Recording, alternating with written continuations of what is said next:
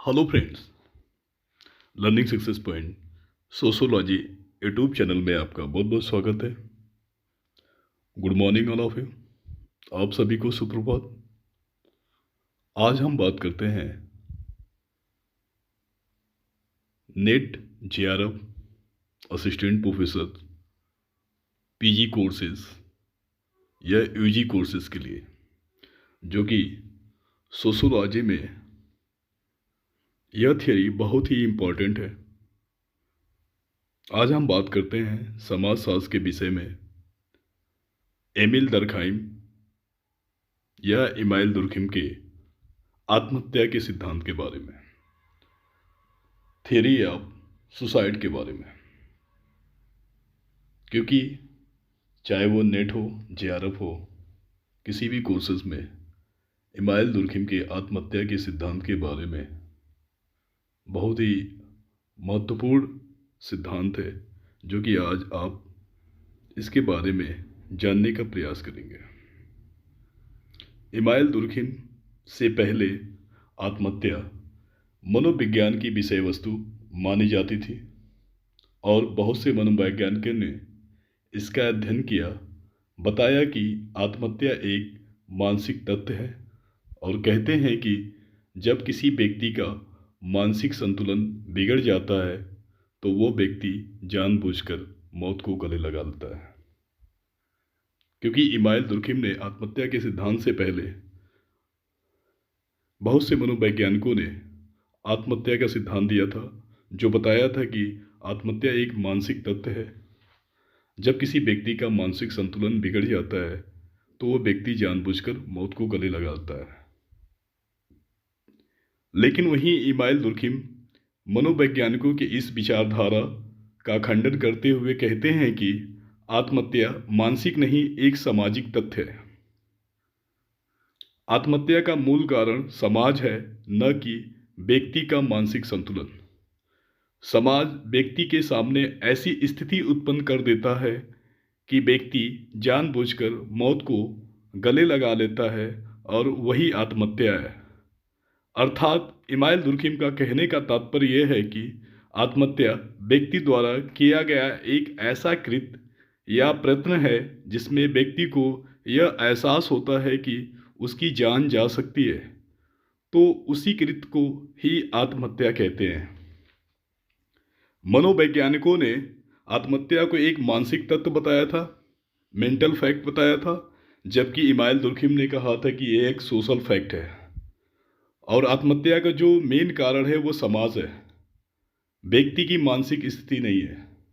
इसलिए email Durkheim के अनुसार आत्महत्या एक सामाजिक तथ्य है और आत्महत्या के लिए जो व्यक्ति मजबूर होकर या किसी चीज़ को झेल नहीं पाता है, जिस कारण से वो मौत को गले लगाता है, इसका सबसे बड़ा जो कारण है वो समाज है।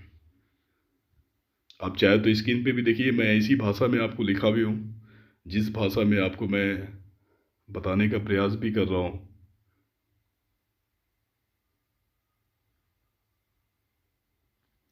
उसके बाद हम बताएंगे आपको आत्महत्या के प्रकार। आत्महत्या कितने प्रकार के होते हैं? आत्महत्या लगभग 4 प्रकार के होते हैं।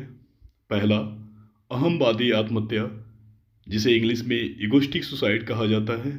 दूसरा, परार्थवादी आत्महत्या, जिसे इंग्लिश में अल्ट्रुइस्टिक सुसाइड कहा जाता है। तीसरा, प्रतिमानहीनता द्वारा की गई आत्महत्या, जिसे एनोमी सुसाइड कहा जाता है। और चौथा जो होता है भाग्यवादी आत्महत्या, जिसे फैटलिस्टिक सुसाइड कहा जाता है। इमाइल दुर्खिम ने लगभग आत्महत्या के जो प्रकार बताए हैं वो 4 प्रकार के हैं: इगोइस्टिक, अल्ट्रुइस्टिक, एनोमी और फैटलिस्टिक सुसाइड के बारे में। और आगे हम जानने का प्रयास करेंगे अहम आदि आत्महत्या किसे कहा जाता है। आप सभी को संसार में हर तरह के लोग क्या नाम है कि आत्महत्या करते हैं और किस श्रेणी के अंतर्गत आते हैं, यह आगे की स्लाइड में आपको पता चल जाएगा। क्योंकि बहुत से लोग प्रतियोगी परीक्षा वाले भी आत्महत्या करते हैं, कंपटीशन में फेल हो जाते हैं, एग्ज़ाम में फेल हो जाते हैं, वो भी आत्महत्या कर लेते हैं। बहुत से लोग भागकर शादी कर लेते हैं, असफल हो जाते हैं, फिर उसके बाद भी आत्महत्या कर लेते हैं।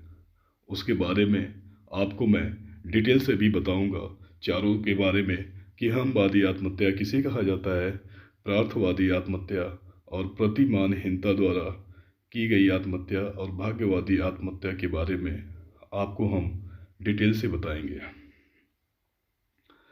सबसे पहले हम बात करते हैं अहमवादी आत्महत्या के बारे में, या इगोइस्टिक सुसाइड के बारे में, कि अहमवादी आत्महत्या किसे कहा जाता है, या अहमवादी आत्महत्या क्या है, इगोइस्टिक सुसाइड किसे कहा जाता है।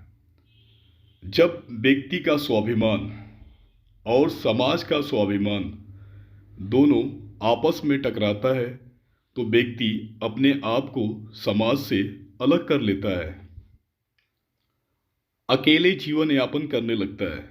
और जब अकेले जीवन यापन करता है तो विभिन्न प्रकार की समस्याएं उसके समक्ष आती हैं, जिसका निराकरण वह नहीं कर सकता है, तो वह जानबूझकर मौत को गले लगा लेता है। और इस प्रकार की आत्महत्या को हम अहमवादी आत्महत्या कहते हैं, या इगोइस्टिक सुसाइड कहा जाता है। आप नीचे देखे होंगे कि उदाहरण के तौर पर भी हमने लिखा है कि भारत में प्रेमी युगल द्वारा घर से भागकर की गई आत्महत्या अहमवादी आत्महत्या का सर्वश्रेष्ठ उदाहरण माना जाता है। आपने देखा होगा, चाहे फिल्मों में और भारत में भी, गांवों में, शहरों में अदर कास्ट के लोग, एंटी रिलीजन के लोग, बहुत से लोग क्या नाम है कि भाग के शादी कर लेते हैं, या भाग जाते हैं घर से सामान वामान लेके। 1 महीना, 2 महीना, 3 महीना लड़की वाले उधर प्रेशर डालते हैं, लड़के वाले डालते हैं। उन्हें समझ में आता है कि हम संग जिएंगे संग मरेंगे, तो वही कहावत के तर्ज पे बहुत से लोगों ने क्या नाम है कि सुसाइड कर लेते हैं।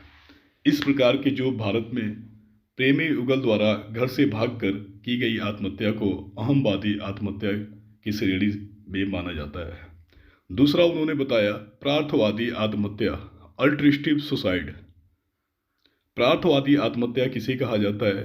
कभी कभी व्यक्ति अपने आप को समाज से आवश्यकता से अधिक जोड़ लेता है, तो समाज के हित के लिए जानबूझकर अपने प्राणों का बलिदान कर देता है। इस प्रकार की आत्महत्या प्रार्थवादी आत्महत्या के अंतर्गत आता है। उदाहरण के तौर पर सैनिक द्वारा युद्ध में वीरगति प्राप्त करना पहला उदाहरण है।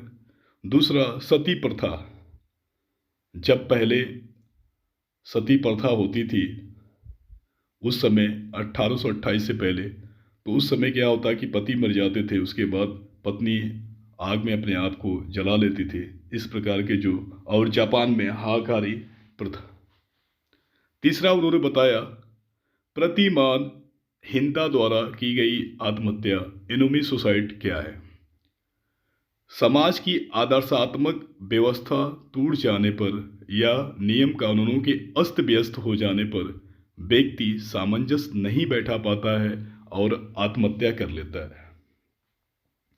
उसे हम प्रतिमान द्वारा की गई आत्महत्या कहते हैं। उदाहरण के तौर पर भारत में किसानों द्वारा कर्ज लेने के बाद की गई आत्महत्या प्रतिमानहीनता द्वारा की गई आत्महत्या है। दूसरा उदाहरण प्रतियोगी छात्र द्वारा असफल होने पर की गई आत्महत्या। आप देख रहे होंगे कि इसमें डाटा भी मैंने मेंशन किया है कि पिछले साल 11,290 किसानों ने आत्महत्या की है, 2023 के डाटा के अनुसार, एनसीआरबी के अनुसार। आप देख रहे होंगे कि इसमें आपको दिखाई दे रहा है कि उत्तर प्रदेश, पंजाब, महाराष्ट्र, हर जगह क्या नाम है कि जहां किसानों की संख्या ज़्यादा है वो लोग आत्महत्या कर रहे हैं। चौथा भाग्यवादी आत्महत्या, फैटलिस्टिक सुसाइड किसे कहा जाता है? कभी कभी व्यक्ति समाज के कारण अपने भाग्य को कोसता हुआ जानबूझकर मौत को गले लगा लेता है। इस प्रकार की आत्महत्या भाग्यवादी आत्महत्या के अंतर्गत आती है। उदाहरण बंधुआ मजदूर और गुलाम। आपने देखा होगा कि बहुत से अपने गरीबी के कारण भी लोग क्या नाम है कि बहुत से, चाहे वो किसी भी जाति या वर्ग में पैदा होते हैं, लेकिन अपनी गरीबी के क्या कारण बहुत ज़्यादा कोसते हैं, चाहे वो अपनी सुविधाओं के लिए, पढ़ाई के लिए, चाहे किसी भी काम के लिए कोसते हैं कि हम इस परिवार में पैदा हुए, भगवान हमको इसमें पैदा कर दिया।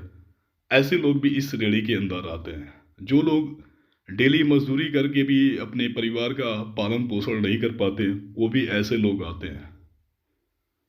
इस प्रकार के लोग क्या नाम है कि भाग्यवादी आत्महत्या के अंतर्गत आते हैं, जो बंधुआ मजदूर होते हैं, अपने गरीबी के कारण परिवार का पालन पोषण या भरण पोषण नहीं कर पाते हैं, जिस प्रकार से उनकी आवश्यकताओं की पूर्ति नहीं करा पाते हैं और वो आत्महत्या कर लेते हैं। इस प्रकार के लोग भी इस आत्महत्या के अंतर्गत आते हैं।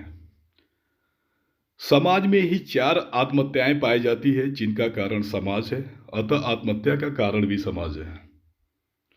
अब ये चारों प्रकार की आत्महत्याएं पूरे संसार में पाई जाती है।